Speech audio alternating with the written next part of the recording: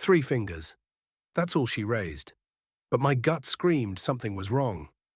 The Marine had just stepped into the quiet diner with his canine partner, Shadow, hoping for a quick bite before the long drive home. Booths were half filled with regulars sipping coffee and murmuring about politics and pie. The overhead bell jingled as he walked in, but nobody really noticed, except her.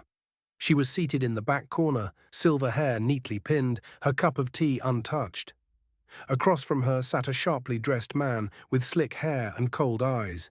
He smiled too wide. His hands clutched a stack of paperwork, but the old woman's hands were shaking. And then it happened. She looked up, met the Marine's eyes, and ever so slightly she raised her hand. Palm out, thumb tucked, and folded her fingers over it, twice. The Marine froze. Shadow's ears perked.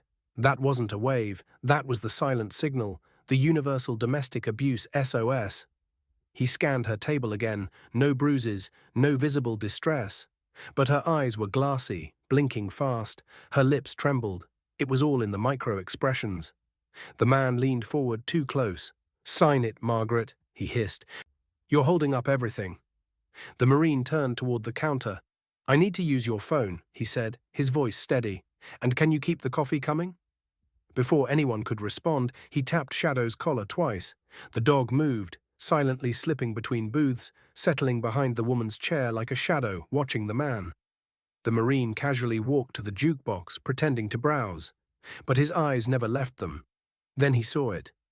Under the table, the man's foot kicked the woman's ankle. Her fork clattered against the plate. A stiff gasp, quickly muffled.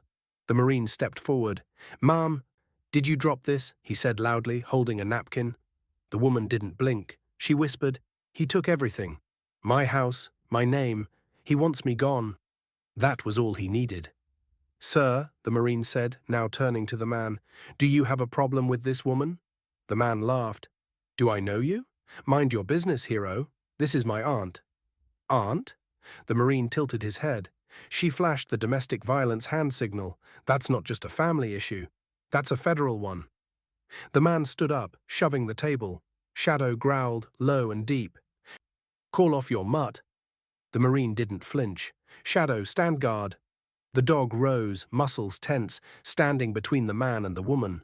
The diner fell into silence. Chairs stopped scraping. Forks froze mid-air. "She's confused," the man stammered. "She's got dementia." "She remembered the SOS signal," the Marine snapped back. "That's all I need." The waitress picked up the phone behind the counter, already dialing 911. And then the truth tumbled out, sob by sob. The woman had been trapped for nearly a year, manipulated into signing power of attorney to her dead sister's son. He wasn't a caregiver. He was a predator. Financial abuse, threats, isolation. He cut off her phone, shut down her bank account, and told the neighbors she'd moved. But today, she'd begged him to let her go out for a treat. He only agreed because she promised to sign away the last document, her will. She knew it was her only chance. So she took it, and made the signal. By the time the police arrived, the man had been backed into a booth. Shadow still watching, the Marine calm but locked on. The cuffs clicked, and he was dragged away, screaming something about ungrateful old women. The officers listened carefully as the Marine explained what he'd seen. They nodded in shock, grateful for his quick thinking. "That signal's saved a lot of lives," one officer said, "but only when someone notices." The woman burst into tears. But they weren't sad. They were relief. She reached out and hugged the Marine. "You and your dog. You saved my life." "No, ma'am," he said, holding her steady. "You saved your own. We just heard you." The diner erupted in applause. People who had ignored her for months now leaned in, offering support, numbers, free pie, whatever she needed. Later, after the police had taken statements and the papers were seized as evidence, the woman looked at Shadow and smiled.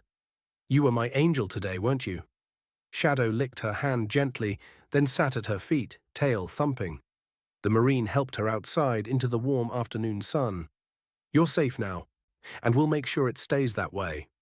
Before we end this story, let us know in the comments where you're watching from. We'd love to hear.